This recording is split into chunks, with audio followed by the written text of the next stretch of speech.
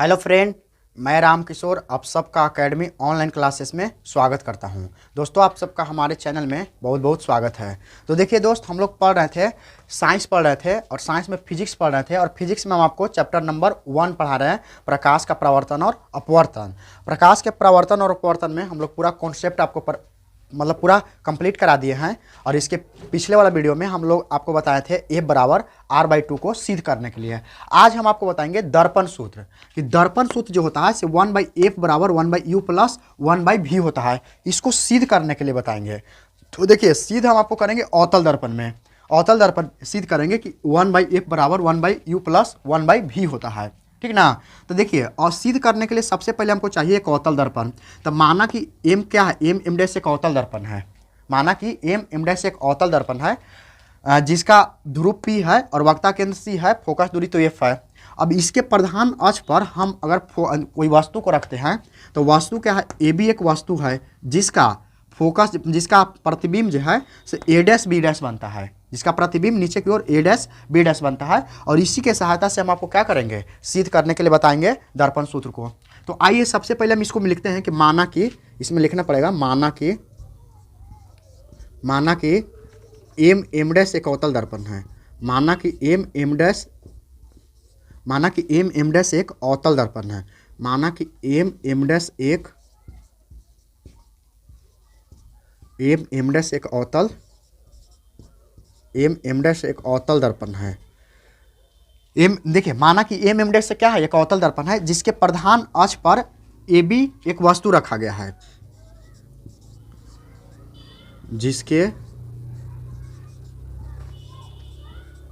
प्रधान अक्ष पर AB एक वस्तु रखा गया है। AB एक वस्तु रखा गया है, वस्तु रखा गया है जिसका प्रतिबिंब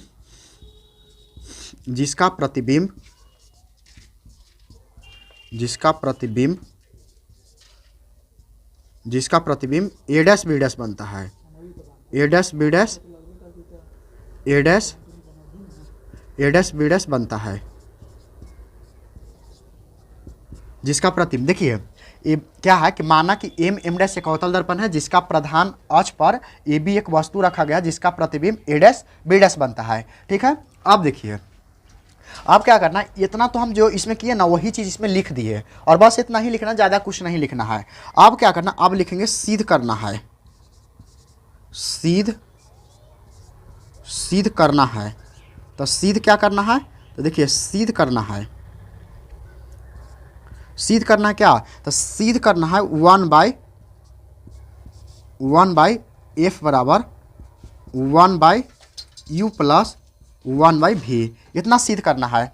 अब सिद्ध करने के लिए देखिएगा, तो यहाँ देखिएगा ना, तो 4 गो त्रिभुज बन रहा है, 1 2 3 एक ही 4, यानी 4 गो इसमें त्रिभुज बन रहा है और ये चारों त्रिभुज को आपको समझना है, ठीक ना। अब 4 गो त्रिभुज देखिएगा ना, तो ये कोण जो है ना से 90 डिग्री है और यहाँ भी देखिएगा तो 90 डिग्री है, इनमें से भी 90 डिग्री बनेगा, है कि ना। तो अब देखिए, इसमें आपको समझना क्या है कि ये त्रिभुज और ये त्रिभुज समरूप है। आप कहिए कि समरूप कैसे है, तो देखिए थोड़ा सा समझाते हैं। यहाँ से मान के चले, मैथ में तो आप लोग पढ़वे किए होंगे, मान के चले कि यहाँ से कोई एगो इस प्रकार से है। अब यहाँ से आएगा इसे रेखा और यहाँ से इसको क्या होगा, मिला देंगे। तो मान के चले कि इस प्रकार से अगर A है, ये B है, ये C है और ये D है और ये क्या है, E है। तो आप देखिएगा, तो इसमें अगर देखा जाए तो ये तो 90 डिग्री बन रहा है, तो यहाँ भी क्या है 90 डिग्री, यानी कि देखिए 90 डिग्री है, जिसका लिखेगा तो जरूरी ना है 90 डिग्री है। तो अब अगर देखा जाए तो ये 90 डिग्री है, तो येहू क्या है 90 डिग्री है कि ना, यानी कि कितना 90 डिग्री है। अब अगर ध्यान से देखिएगा, तो जितना कोण ई वाला है ना उतना ही कोण ई वाला है, यानी कि ये अगर थीटा है तो येहू क्या है, थीटा है। किससे, एकांतर कोण से। एकांतर कोण आप पढ़े होंगे, एकांतर कोण हम आपको बताए हैं कि एकांतर कोण क्या है, कि एकांतर कोण जहाँ इसमें होता है ना, ये कोण और ये कोण एकांतर कोण से बराबर होता है। अब देखिएगा कि यहाँ से देखिएगा तो ये कोण यानी कि थीटा मतलब θ1 और यहाँ भी देखिएगा तो θ1, ये दोनों आपस में बराबर है। आप कहिए कि बराबर कैसे है, तो बराबर है सम्मुख कोण से। सम्मुख यानी सामने वाला कोण से ही दोनों कोण आपस में बराबर है। जब किसी भी त्रिभुज में कम से कम दो कोण अगर आपस में बराबर हो जाता है तो उसका संगत यानी कि संगत भुजा होता है ना, उसका अनुपात समानुपातिक होता है, यानी कि बराबर होता है, यानी कि उसका जो अनुपातिक होता है। यानी कि अगर लंब है तो इसका लंब और इसका लंब आपस में बराबर होगा, आधार है तो आधार भी बराबर होगा। लेकिन यहाँ तो तीनों भुजा बराबर है कि ना।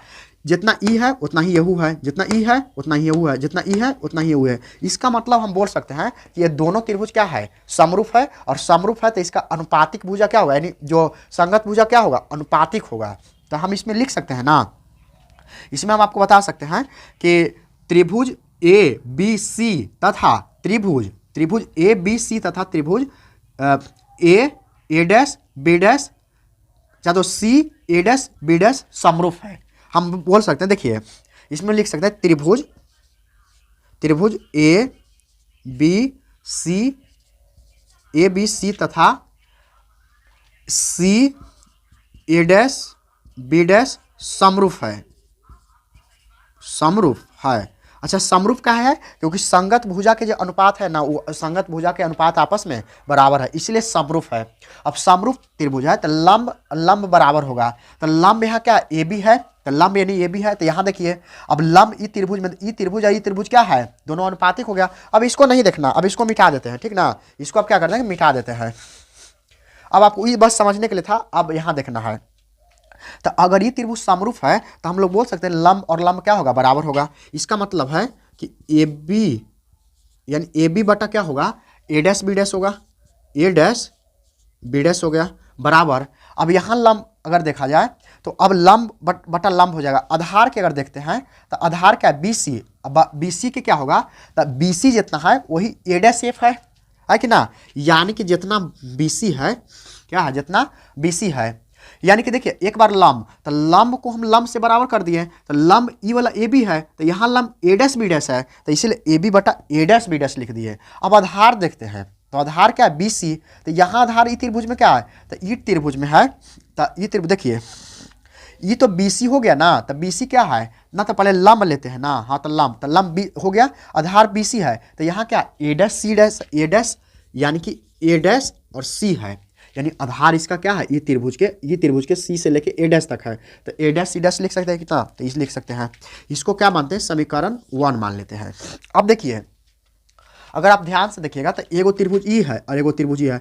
तो इसी प्रकार त्रिभुज एन पी एफ तथा बी डैश ए डैश एफ समरूप होगा, यानी इसी प्रकार से यहू समरूप होगा, वो कि ना, इसी प्रकार से यहू समरूप होगा। तो हम यहाँ से इसको करते हैं कि यहू इस प्रकार से क्या है, तो यहाँ से लिखेंगे इसी प्रकार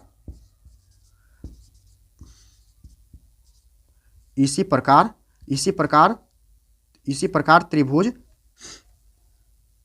देखिए इसी प्रकार त्रिभुज एन पी एफ तथा बी डैश ए डैश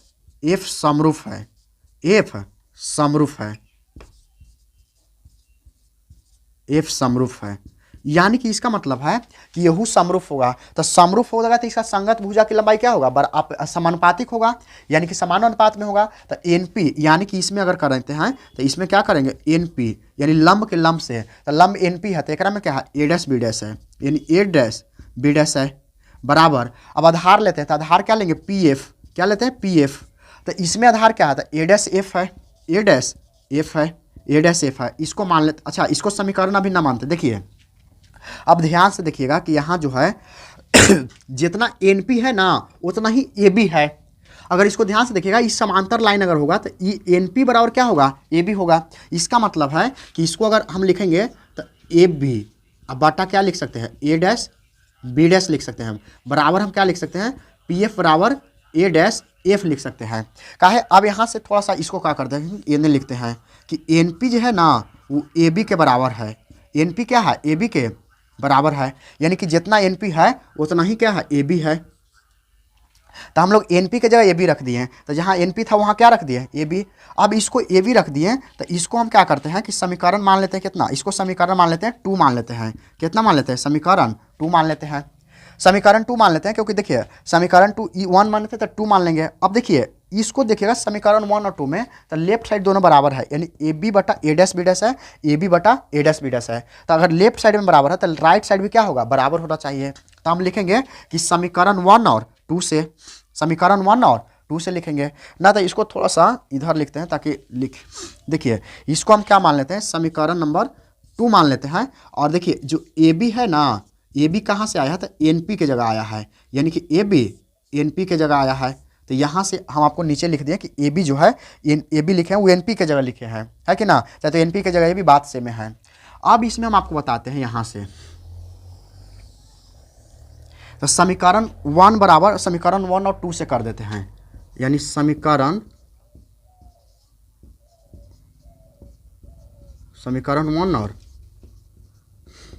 1 और 2 से। तो 1 और 2 से क्या करेंगे, ए बी तो बराबर है, इसका मतलब बी सी बटा ए डैश सी होगा, यानी बी सी बटा ए डैश सी होगा बराबर। अब यहाँ होगा पी एफ बटा ए डैश एफ होगा, यानी पी एफ बटा ए डैश एफ होगा, यही होगा। यानी कि देखिए बी सी बटा ए डैश सी, बी सी बटा ए डैश सी, और यहाँ पी एफ बटा ए डैश एफ होगा।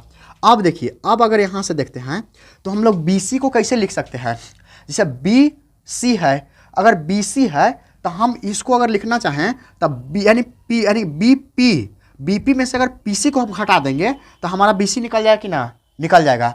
जैसे देखिए मान के चले कि इस प्रकार से है कि ये वाला ए है, ये वाला बी है और ये वाला सी है।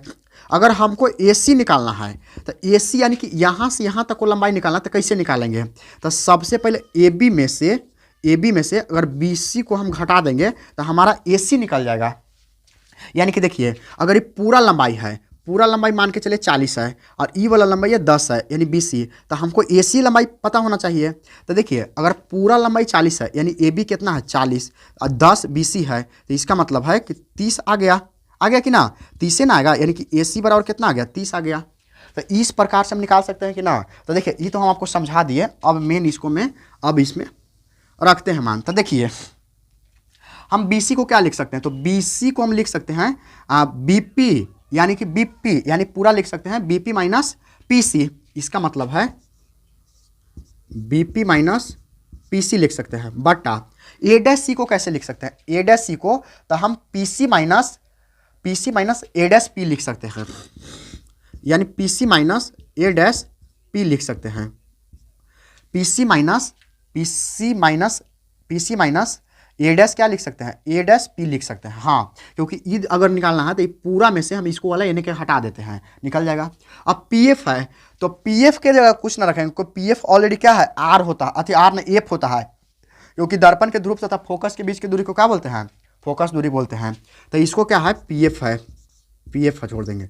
अब ए डैश एफ तो हम ए डैश पी में से, यानी कि ए डैश पी में से घटा देंगे क्या, पी एफ घटा देंगे, क्या घटा देंगे, पी एफ, तो हमारा निकल जाएगा। अब देखिए सबके मान रखते हैं, तब बीपी क्या है, बी से लेके पी तक क्या वस्तु दूरी है, और वस्तु दूरी को हम लोग यू से सूचित करते हैं, वस्तु दूरी को यू से सूचित करते हैं। और देखिए चिन्ह परिपाटी में हम आपको बताए थे कि दर्पण के अगर सामने है तो वस्तु दूरी हमेशा तो माइनस होता है, इसका मतलब है बीपी को क्या लिखेंगे, माइनस यू लिखेंगे, क्या लिखेंगे, माइनस यू।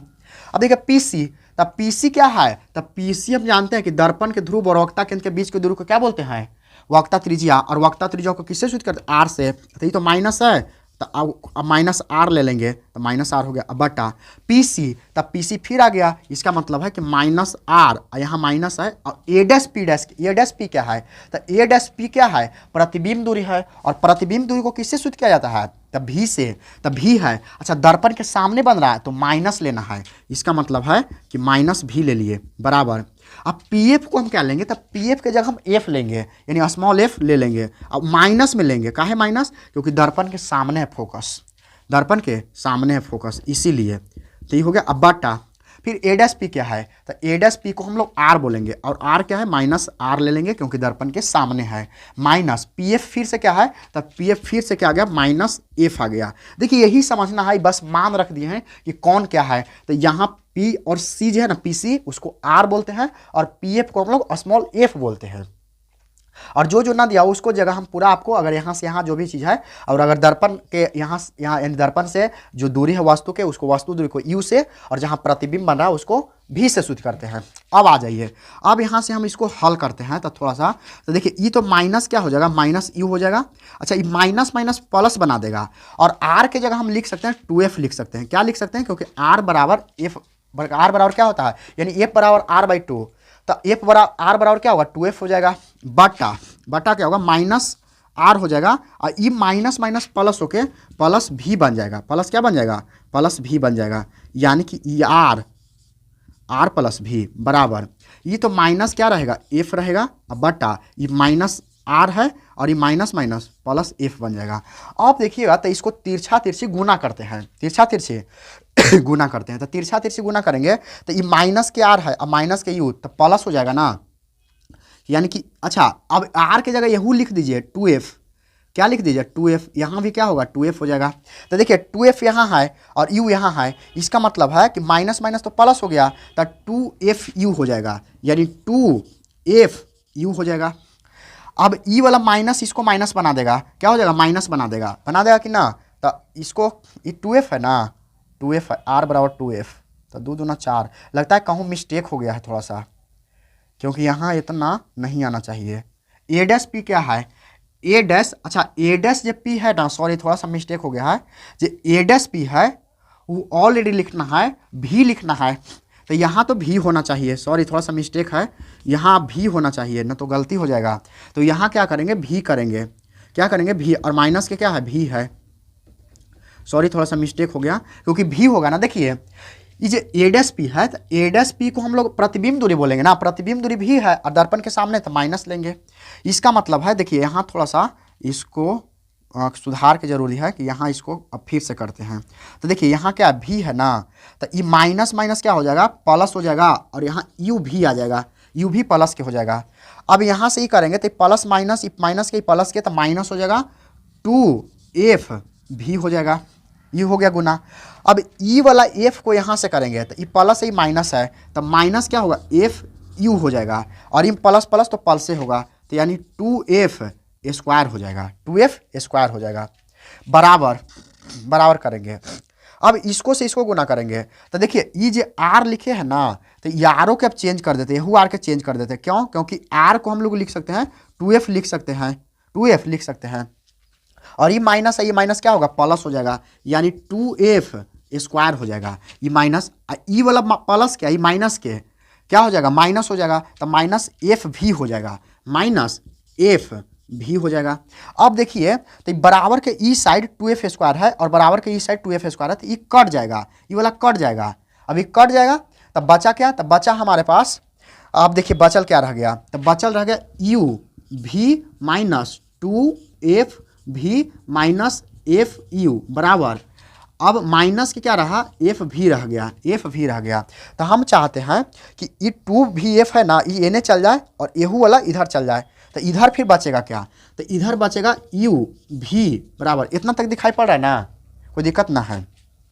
तो इसको हम करते हैं इधर ले जाएंगे, तो 2vf कर देंगे, और ये वाला माइनस है तो ये माइनस कर दिए, क्या f भी क्या कर दिए माइनस। अब जैसे माइनस देखिए एकरा में सबसे ज़्यादा गलती होने के चांस बहुत ज़्यादा रहता है, ये वाला माइनस के था तो एने गया प्लस, अच्छा यहू वाला माइनस है तो प्लस हो जाएगा, तो प्लस क्या हो जाएगा एफ यू हो जाएगा। अब देखिए इसको हम अब एने करते हैं, इसको अब एने करते हैं, यहाँ से कैलकुलेशन करते हैं,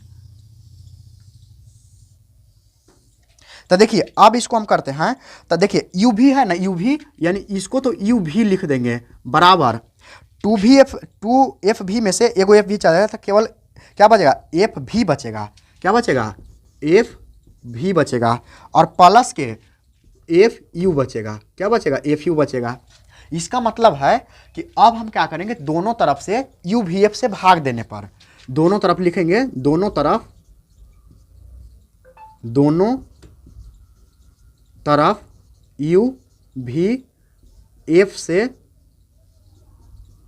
भाग देने पर, यानी यू भी एफ से क्या भाग देने पर, तो भाग देंगे तो देखिए यू एफ तो है था ना, यू भी तो है था, एकरा में यू भी था, और भाग देंगे यू भी एफ से, यू भी एफ से भाग देंगे बराबर, क्या एफ भी है तो यू भी एफ से भाग देंगे, प्लस भी यू है तो यू भी एफ से भाग देंगे, यू भी एफ से क्या करेंगे, भाग देंगे। तो देखिए जैसे भाग देंगे तो आपको समझना है कि यू कट जाएगा, भी कट जाएगा, तो बाकी बचा क्या, तो 1/f बचा, ऊपरे तो एक ही बचेगा, नीचे एफ बचेगा बराबर। एक में भी और एफ कट जाएगा तो नीचे क्या बचा, यू बचा खाली, और प्लस अब ऊपरे में से कट जाएगा भी और यू कट जाएगा तो क्या बचेगा, भी और एफ कट जाएगा, मतलब यू और एफ कट जाएगा तो 1 क्या बचा, भी बचा। इसका मतलब यही तो प्रूफ करना था कि 1/f बराबर 1/u प्लस 1 क्या होता है, भी होता है। और देखिए यही प्रूफ हो गया, ये क्या हो गया, प्रूफ हो गया। तो इसको हम बोल सकते हैं कि इसको साबित कर दिए कि ये दर्पण सूत्र को, कि दर्पण सूत्र क्या होता है कि 1/f बराबर 1/u प्लस 1/v होता है। तो इसको पूरा आपको इतना करना पड़ेगा। देखिए ये सबसे ज़्यादा मिस्टेक ये नहीं होता है, अगर थोड़ा सा भी मिस्टेक कर दिए तो गलत हो जाएगा, और गलत हो जाएगा तो हो सकता है कि नंबर आपको कट सकता है, ठीक ना। तो आशा करते हैं कि वीडियो आपको समझ में आएगा, पसंद आया होगा, और इसको एक बार फिर से देखिएगा, है कि ना। अगर एक बार में समझ में ना आता है तो दोबारा वीडियो को देखिए, और दोबारा देखने के बाद इसको खुद से करने का प्रयास करिए, क्योंकि देखिए जब तक अपने से नहीं करिएगा ना तब तक आपको उतना समझ में नहीं आएगा। तो सबसे पहले 1-2 बार वीडियो को देख लीजिए, उसके बाद खुद से करने का प्रयास करिए। तो दोस्त आज के लिए इतना ही हम लोग रखते हैं, फिर मिलते हैं एक अगले वीडियो में। जय हिंद।